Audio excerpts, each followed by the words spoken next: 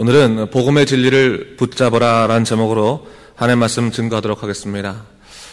우리는 진리가 절대로 변하지 않으며 항상 제자리에 있다고 생각합니다. 그런데 문제는 진리는 변하지 않을지 모르지만 사람이 변하기 때문에 진리를 놓칠 때가 적지 않습니다. 이 복음의 진리가 그렇습니다.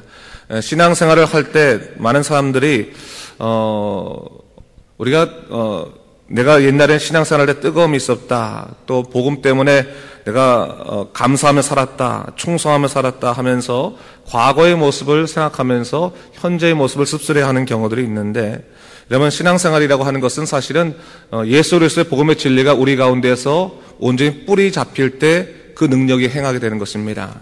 사람이 감정적으로 내가 좋았다 싫었다고 해서 복음의 진리가 좋고 나쁜 것이 아니라 우리 가운데 복음의 진리가 뿌리를 내리고 있느냐 아니냐, 그것이 가장 중요한 것이라고 볼 수 있습니다.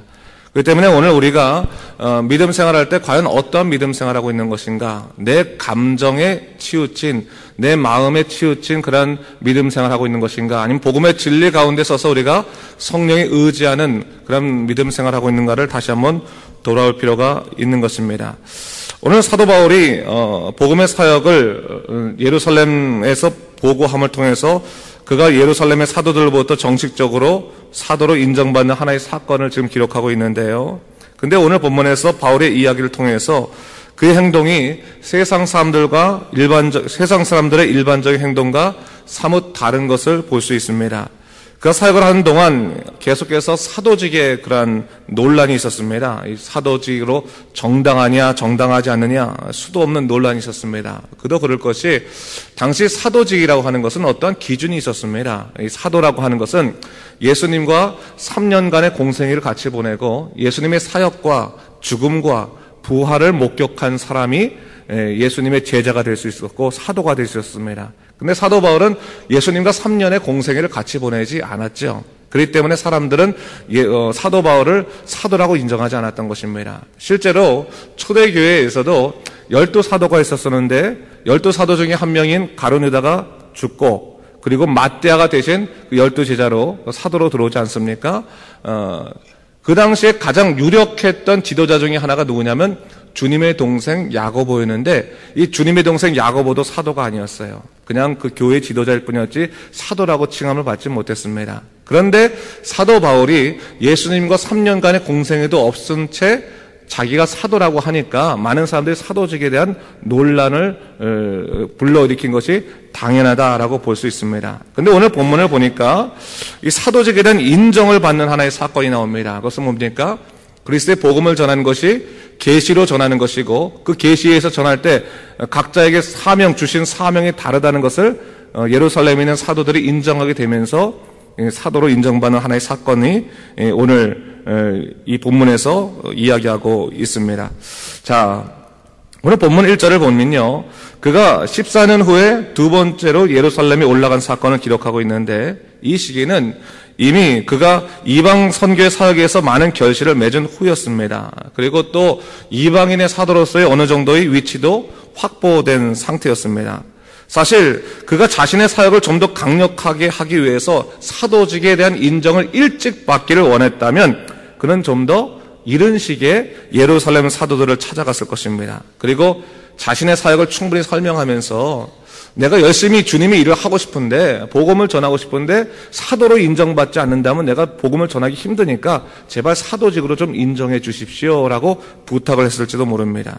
근데 그는 전혀 그렇게 하지 않았다는 사실입니다. 어떻게 보면 직분에 연연하지 않았던 그의 모습을 볼 수 있는 것입니다. 이것이 무엇을 의미할까요? 복음의 사람으로서 바울은 다른 사람들과 생각이 달랐다는 것을 의미하는 것입니다. 우린 보통요, 직분이 있어야지만 일을 할 수 있다고 생각할 때가 참 많이 있습니다. 그래서 일을 하기 이전에 직분이 있어야 됩니다라고 할 때가 많이 있는데, 그러다 보면 반드시 문제가 생기는 것이 뭐냐면 그 주님에 대한 일 자체가 순수성이 떨어진다는 거예요. 또한 소명의식에 있어서 문제가 생기는 것입니다.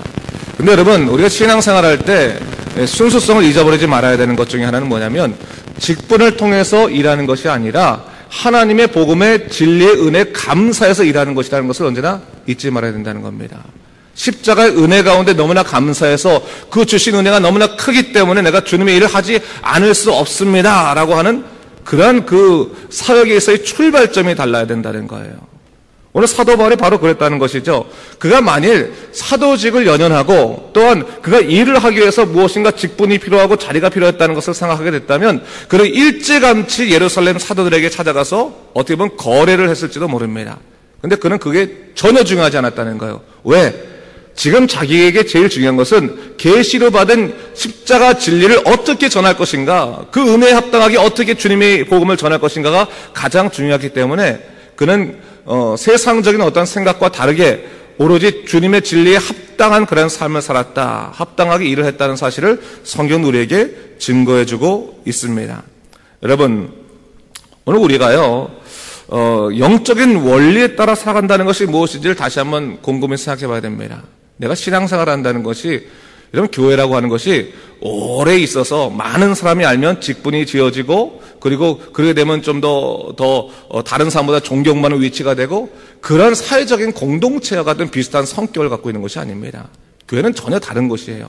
직분이 왜 지어지는 거냐면 하나님께서 그를 통해서 일을 하실 때 때론 직분을 허락하실 때도 있는 거예요. 또 직분을 허락하지 않으실 때도 있는 것입니다. 중요한 것은 뭡니까? 십자가 은혜에 감사한 사람으로서 내가 어떻게 주님의 은혜에 보답할 수 있을 것인가, 그 마음을 품고 일하는 자들에게 하나님의 영의 역사는 계속해서 끊임없이 일어난다는 것입니다. 여러분, 아무리 직분이 목사라는 직분을 갖고 있다 할지라도 그를 통해서 성령의 열매가 나오지 않는다면, 성령의 역사가 나오지 않는다면 사실은 그 직분이 아무런 소용이 없는 것입니다. 이런 우리가 항상 믿음의 생활을 하고 우리가 어떤 신앙생활을 할 때 명심해야 할 것은 과연 나는 십자가 은혜에 합당한 삶을 살고 있는 것인가, 그 은혜를 감사하며 복음의 진리를 붙들고 있는 것인가를 우선적으로 생각해야 된다는 사실입니다. 오늘 본문에 바로 그것을 얘기하고 있죠. 우리 2절 말씀 한번 같이 읽어볼까요? 2절 말씀 함께 읽겠습니다. 시작. 계시를 따라 올라가 내가 이방 가운데서 전파하는 복음을 그들에게 제시하되 유력한 자들에게 사사로이 한 것은 내가 다름질하는 것이나 다름질한 것이 헛되지 않게 하려 함이라 했어요. 여기서 유력하다는 것은 예루살렘 교회의 지도자들, 또한 힘이 있는 자들, 권위 있는 자들, 그런 사람들을 말하는 거거든요. 사도 바울은 주님의 일을 할 때 하나님이 주신 그 십자가의 계시가 너무나 크고 그 은혜가 감사해서 그는 어디 가든지 복음을 전하는 일에 충실했던 것입니다. 그러나서 나중에 그가 다시금 예루살렘에 와서 이제 유력한 사람들과 대화를 하는데 자기가 이전에 그들하고 대화하는 것을 사사로이 한 이유가 있었다는 거예요. 무엇을 사사로한 거예요? 그들의 눈치를 보면서 내가 그들에게 사도직을 인정받으려고 했다거나 아니면 그들에게 무엇인가 도움을 받으려고 했다면 여태까지 내가 복음에 따라 일했던 것, 하나님의 은혜에 따라 일했던 것들이 다 헛것이 될 수 있기 때문에 그가 그것들을 사사로이 했었다. 다른 박질한 것들이 헛되지 않게 해서 그 유력한 자들과 대화하는 것을 사사로이 했었다라고 얘기하고 있어요. 그 또 하나 또 뭘 얘기합니까? 3절 말씀 보니까 보세요. 3절 말씀. 그러나 나와 함께 헬라인 디도까지도 억지로 할례를 받게 하지 아니하였으니 이는 가만히 들어온 거짓 형제들 때문이라. 또 어떤 것이 있었냐면 사도 바울은 이방인의 사도가 되지 않았습니까? 이방인들에게 복음을 전하는 사람들이었는데 당시 대부분의 교회, 이 초대교회 대부분의 이제 성원들은 유대교에서부터 전향을 한 개종을 한 그러한 유대 그리스도인들이었습니다. 유대 그리스도인들은 기본적으로 그들이 하나님과의 관계 속에서 할례를 한 사람들이었어요. 그렇기 때문에 사실은 그 안에 이 교회 공동체 안에서 할례를 하지 않은 사람들은 마치 신앙이 없는 것이 아닌가라고 하는 의심의 눈길로 바라보는 그런 문화적인 습성들이 아직까지 초대교회에 남아 있었다는 것입니다. 그래서 이 교회 지도자가 되기 위해서는 대부분 유대인들을 위해서 할례 의식도 하는 경우들이 있었다는 거예요. 결례 의식도 하는 경우도 있었고. 그런데 오늘 사도 바울이 어떻게 했다는 겁니까? 디도를 억지로 할례를 받게 하지 않았다. 이 말은 뭐냐면 눈치를 보지 않았다. 교회의 어떠한 상황의 눈치를 보지 아니하고 예루살렘 사도들의 눈치를 보지 아니하고 오직 복음 안에서 온전히 길을 가게 만드는 것이었는데 특별히 디도를 할례를 받지 않게 한 이유는 그 당시에 거짓 형제들이 들어와서 유대 그리스도인들이 들어와서 할례를 받지 아니한 사람들은 구원을 받지 못한 사람들입니다 라고 주장하는 것들이 있었기 때문에 그 주장에 대해서 합당치 않다는 것을 증거하기 위해서 할례를 억지로 받지 않게 한 이유도 있었다라는 것을 얘기하고 있는 것입니다. 결국 무엇을 얘기하고자 하는 것입니까? 사도 바울은 사람의 생각에 따라가지 아니하고 오직 복음의 진리와 은혜 가운데서만 자기에게 주어진 그 사명의 길을 굳건히 걸어갔다는 것을 얘기하고 있는 것입니다. 여러분, 오늘날 우리가요, 믿음 생활할 때 바로 그런 부분들을 잊지 말아야 됩니다.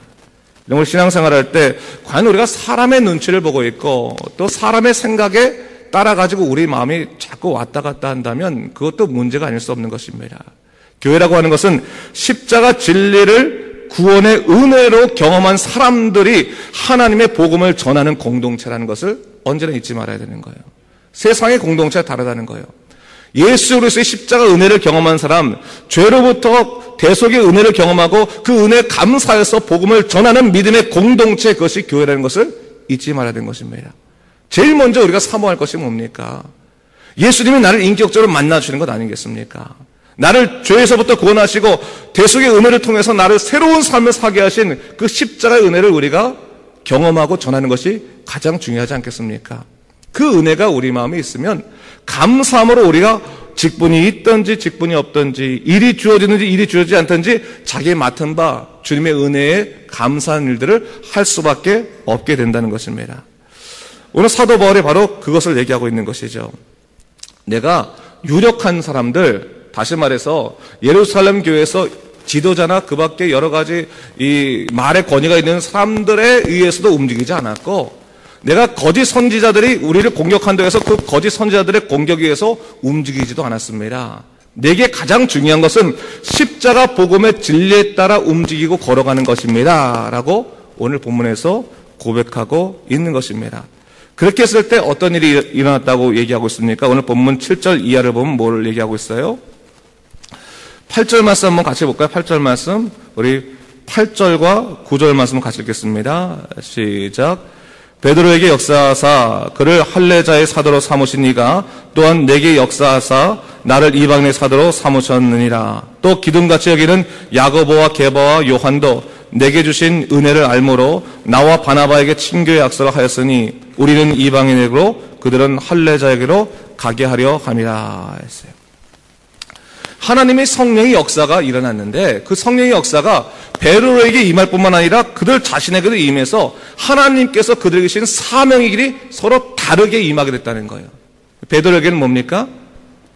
할례자를 위한, 유대인을 위한 사명이 주어졌고 그리고 이방인을 위한 사명은 나 바울에게 주어졌다라고 고백하고 있는 것을 볼 수 있어요. 그리고 그 성령이 임하고 나니까 바로 모든 사람들이 기둥처럼 여기는 정말 교회에서 가장 위대한 사람이 여기는 그 야고보와 요한과 베드로까지도 어떻게 했다는 거예요?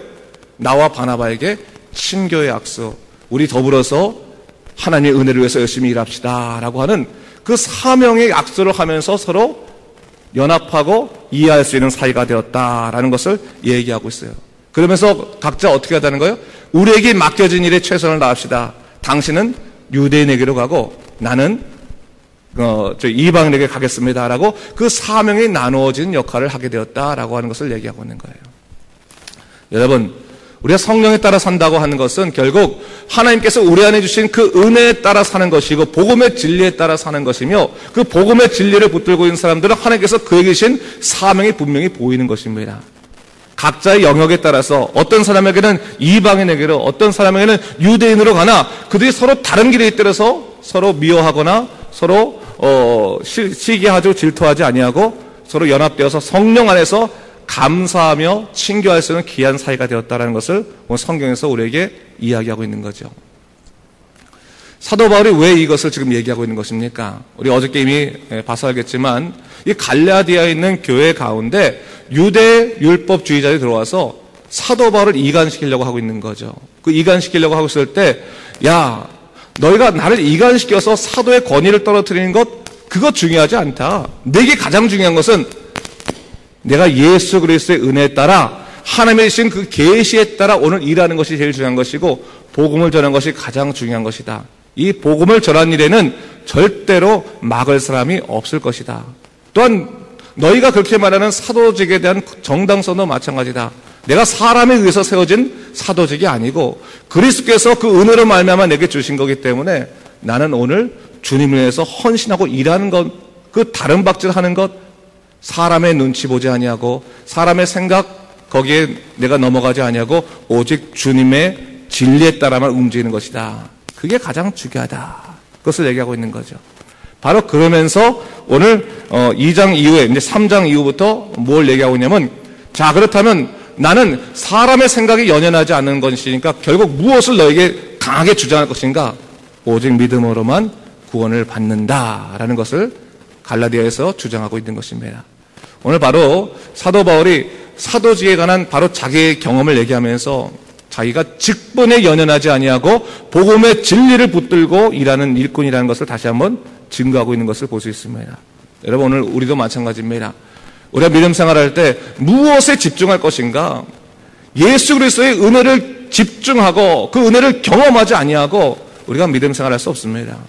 믿음 생활을 한다는 것은 십자가의 은혜를 경험한다는 것입니다. 경험해야지만 하나님이 주신 그 지평, 은혜의 세계를 경험할 수 있고 주신 사명을 잘 감당할 수 있게 되는 것입니다. 다시 한번 우리가 말씀을 보면서 사명에 집중하되 주여 나를 십자가 은혜를 붙드는 믿음의 삶 되게 하시고 복음의 진리를 놓치지 않는 온전한 헌신자가 될 수 있도록 인도해달라고 간절히 기도하시 바랍니다. 이 믿음 안에 사신 여러분 되시길 주님의 이름으로 축원합니다. 기도하겠습니다. 주 하나님 아버지 감사합니다. 하나님께서 오늘 이 사도 바울의 또한 고백을 통해서 또한 우리가 예수 그리스도를 믿는 자로서 어디에 집중할 것인지를 다시 한번 보게 됩니다. 주여 성령으로 함께 하시고 믿음으로 함께 하시사 우리로 하여금 십자가의 진리를 붙들고 나아가는 온전한 백성 되도록 주여 인도하여 주시옵소서. 감사드리며 예수님 이름으로 기도드립니다. 아멘.